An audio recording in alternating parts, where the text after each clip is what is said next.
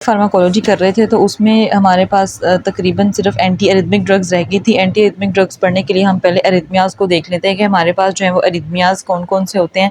उसके बाद जो है वो हम एंटी एरिथमिक ड्रग्स को पढ़ेंगे। एरिथमिया हमारे पास क्या होता है कि एबनॉर्मेलिटी होती है रेट, हार्ट रेट में, हार्ट रिदम में, या फिर सीक्वेंस ऑफ कंडक्शन में,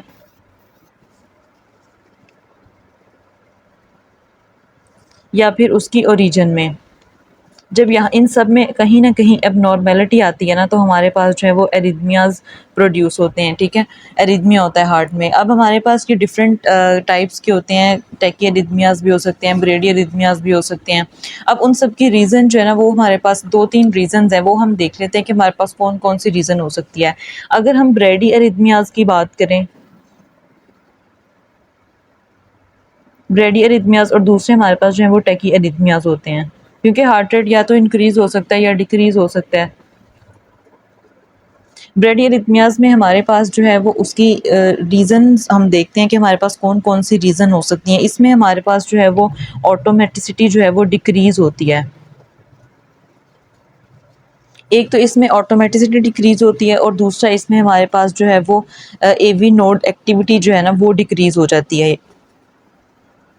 डिक्रीज़ एवी नोड एक्टिविटी। ठीक है, अब ऑटो और इस टैकीरिथमियाज में हमारे पास जो है वो ऑटोमेटिसिटी इंक्रीज़ हो जाती है। फिर हमारे पास जो है कुछ ट्रिगर्ड फैक्टर्स भी आते हैं,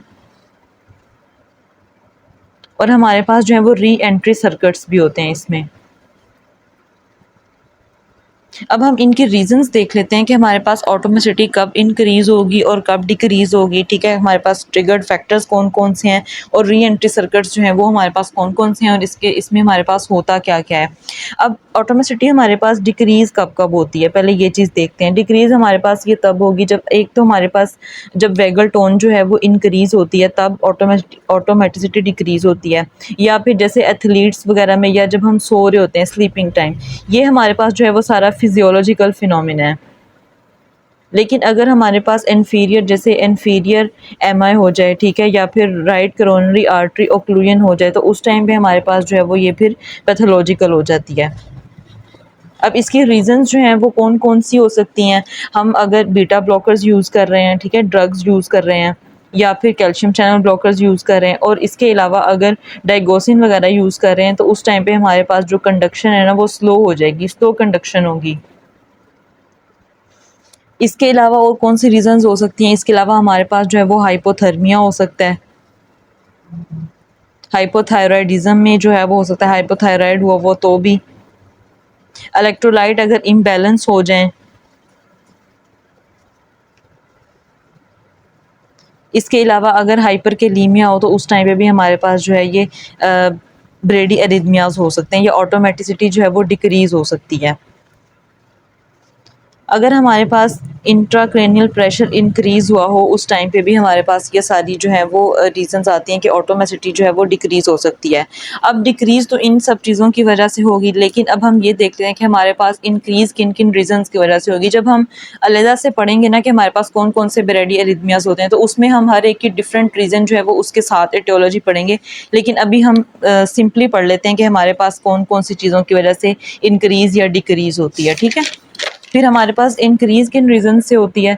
इंक्रीज़ हमारे पास तब होगी जब हमारे पास जो है वो सिंपैथेटिक नर्वस सिस्टम जो है वो इंक्रीज़ होगा। ठीक है, उसकी फायरिंग इंक्रीज़ होगी वो हमारे। इसके अलावा हमारे पास किन रीजंस में हो सकता है, हमारे पास हाइपोवोलेमिया हुआ हो तब भी, हाइपोक्सिया हो, आरबीसीज जो हैं वो कम हो जाएं, या फिर हमारे पास कोई लंग डिजीज़ हो सकती है, पल्मोनरी एम्बोलिज्म वगैरह हो सकता है। ठीक है, इन सब में जो है वो हमारे पास इंक्रीज़ हो जाएगी ऑटोमेटिसिटी, और हमारे पास increase in static nervous system. ठीक है, या फिर हम कोई ऐसी ड्रग्स यूज़ कर रहे हैं जो हमारे पास सिम्पैथेटोमाइमेटिक्स हैं, पेन हो सकती है, एंजाइटी वगैरह में हमारे पास जो है वो इंक्रीज़ हो सकता है।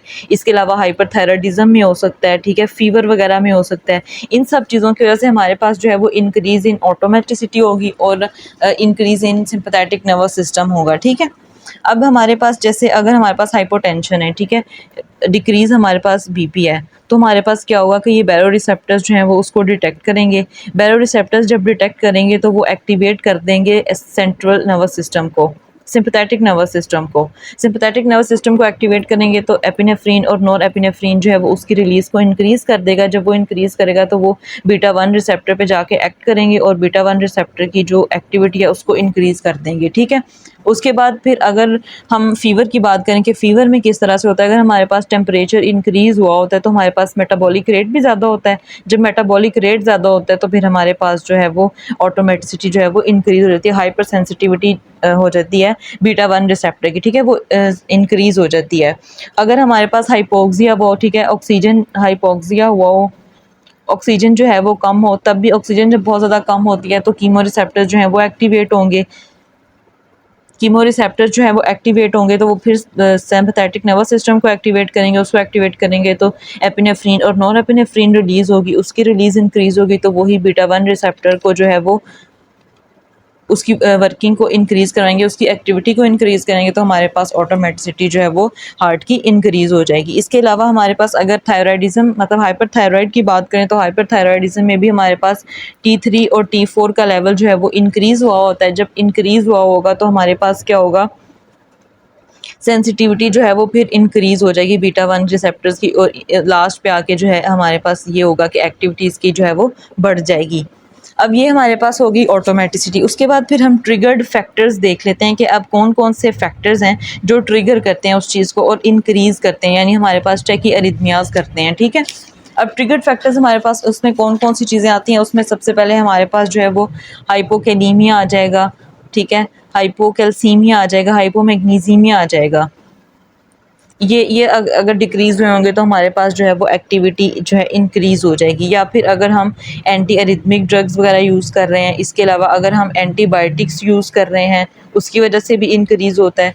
एंटीसाइकोटिक्स अगर यूज़ करते हैं, एंटी डिप्रेसेंट्स यूज़ कर रहे हैं या फिर एंटी इमेटिक्स यूज़ कर रहे हैं तो उस टाइम पे हमारे पास जो है वो एक्टिविटी इंक्रीज़ हो जाएगी। इसके अलावा एस्कीमिया हुआ हो, ठीक है, हाइपोक्सिया हुआ हो, इन्फ्लामेशन कहीं पे हुई हो मायोकार्डाइटिस वगैरह में, या फिर सिंपैथेटिक टोन जो है वो इंक्रीज़ हुई हो,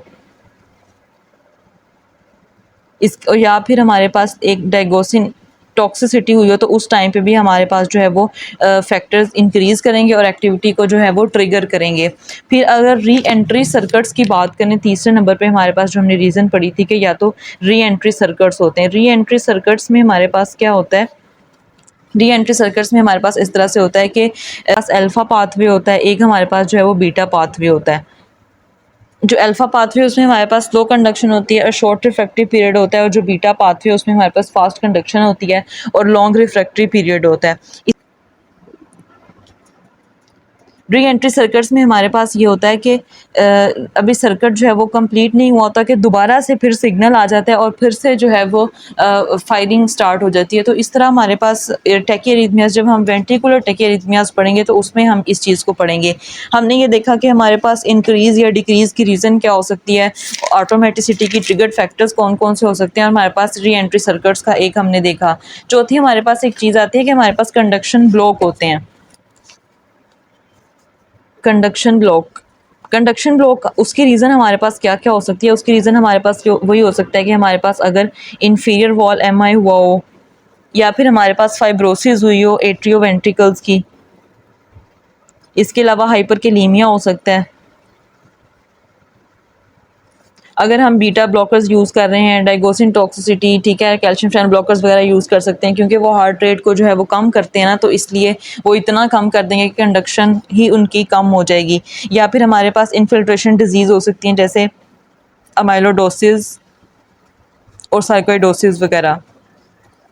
इसके अलावा हमारे पास जो है वो लाइम्स डिजीज़ भी हो सकती है। इन रीजंस की वजह से हमारे पास जो है वो कंडक्शन जो है वो ब्लॉक हो जाती है।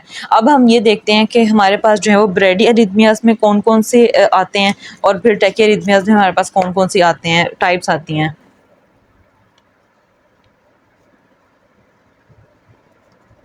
ब्रेडी अरिथमियाज में हमारे पास ये होता है कि हार्ट रेट जो है वो डिक्रीज़ हुआ होता है, ठीक है। अब इसकी टाइप्स हैं, टाइप्स में हम देख लेते हैं कि हमारे पास एक होता है साइनस ब्रेडिकार्डिया, एक हमारे पास इसमें फिर एवी ब्लॉक्स आ जाते हैं इसमें, ठीक है, first degree AV block, second degree AV block, third degree AV block, ठीक है, वो आ जाएंगे। और एक हमारे पास इसमें हम पढ़ेंगे सिक साइनस सिंड्रोम, या फिर इसको हम कह सकते हैं कि हमारे पास ये टेकीकार्डिया ब्रेडिकार्डिया सिंड्रोम भी हो सकती है। सबसे पहले जो है वो हम साइनस ब्रेडिकार्डिया पढ़ते हैं।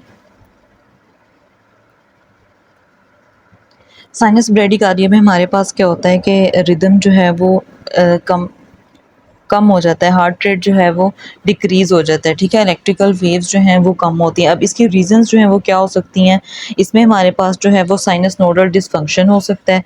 इसके अलावा बीटा ब्लॉकर्स या कैल्शियम चैनल ब्लॉकर्स अगर यूज़ कर रहे हैं तो उस वजह से हो सकता है। और ये इंपॉर्टेंट है कि हम मेडिकेशंस को जो है वो चेक करें कि कौन कौन सी मेडिकेशंस पेशेंट जो है वो यूज़ कर रहा है।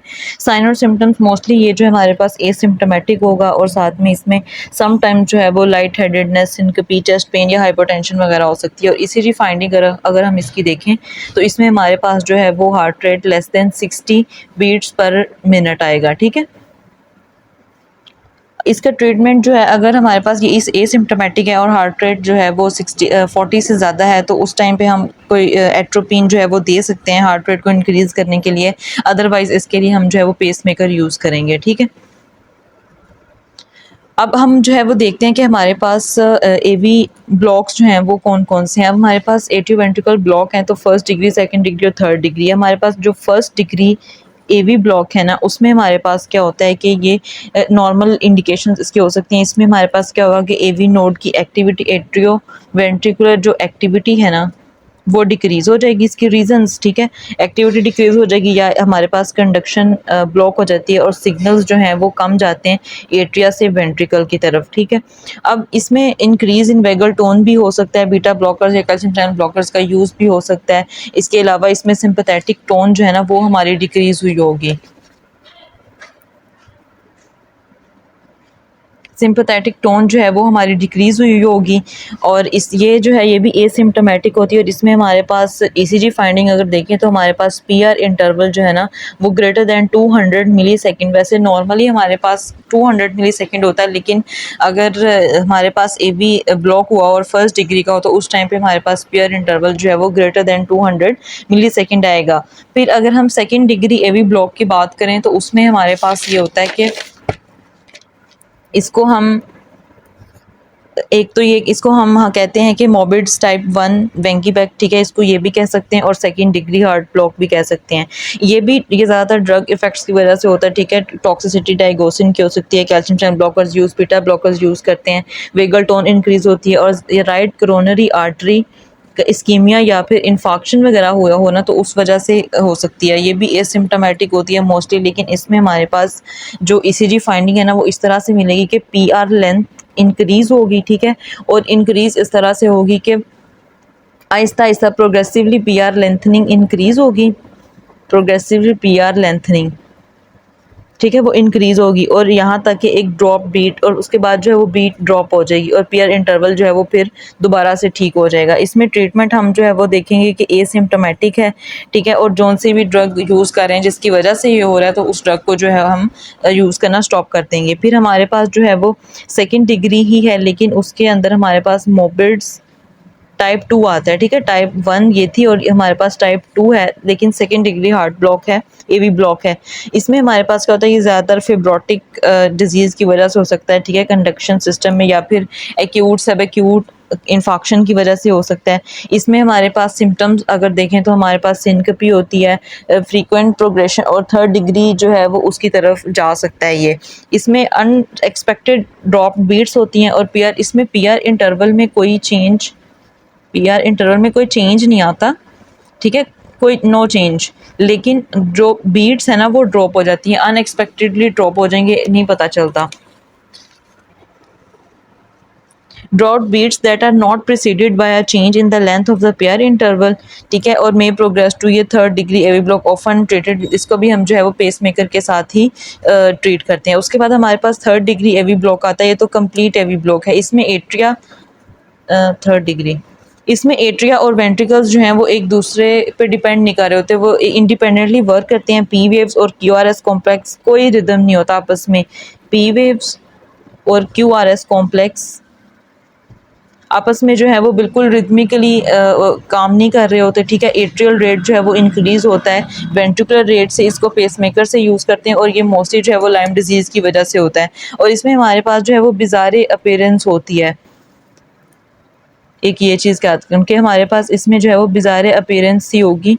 हमारे पास ईसीजी जो है वो इस तरह से होगी कि पी वेव का कोई ताल्लुक नहीं है क्यूआरएस कॉम्प्लेक्स से, ठीक है। पहले हमारे पास हो रहा था कि पीआर इंक्रीज़ हो रही थी उसकी लेंथ, और इंक्रीज़ होते होते जो है वो फिर ड्रॉप हो गई, और फिर अगली दफ़ा टाइप 2 में हम देखते हैं कि हमारे पास पीआर इंटरवल में कोई चेंज तो नहीं आ रहा है, लेकिन बीट्स जो हैं वो अनएक्सपेक्टेडली ड्रॉप हो रही हैं। और थर्ड में जो है वो बिल्कुल ही डिफरेंट हो जाती हैं कि पी वेव अपनी मर्ज़ी से और क्यूआरएस कॉम्प्लेक्स जो है उनका आपस में कोई रिदम नहीं रह रहा होता। फिर इसके अलावा हमारे पास एक ये चीज़ आती है, अच्छा इसमें हमारे पास ए वेव्स भी मिलती हैं, और सिनकोपी होती है, डिजीनेस, एक्यूट हार्ट फेलियर हो सकता है, हाइपोटेंशन वगैरह हो सकती है, क्योंकि कोई इलेक्ट्रिकल कम्युनिकेशन नहीं होती एट्रिया और वेंट्रिकल्स की। फिर हमारे पास एक चौथी चीज़ हमने पढ़ी थी कि हमारे पास एक होता है सिक्स साइनस सिंड्रोम। इसमें ये क्या कि ये हेट्रोजीनस डिसऑर्डर है, जिसमें ये होता है कि हमारे पास सुप्रा वेंट्रिकुलर टेकिकार्डिया भी होता है, और साथ में हमारे पास ब्रेडी एरिथमियाज भी होते हैं, ठीक है। ट्रैकी एरिथमियाज और ब्रेडी एरिथमियाज दोनों होते हैं। सेकेंडरी टू ट्रैकी कार्डिया और ब्रेडी कार्डिया एट्रियल फिब्रिलेशन और थ्रोम्बो एम्बोलिज्म भी हो सकती है इसके अंदर। इसमें हमारे पास सिनकोपी, पल्पिटेशंस होगी, डिस्निया होगा, चेस्ट पेन हो सकती है, स्ट्रोक वगैरह हो सकता है, ठीक है। फिर मोस्ट कॉमन इसके लिए जो ट्रीटमेंट है वो पेसमेकर जो है हम यूज़ करेंगे, या फिर एंटीकोगुलेंट्स यूज़ करेंगे एट्रियल फिब्रिलेशन में या फ्लटर में, ताकि हम सिस्टेमिक एम्बोलाई है ना उसको प्रिवेंट कर सकें।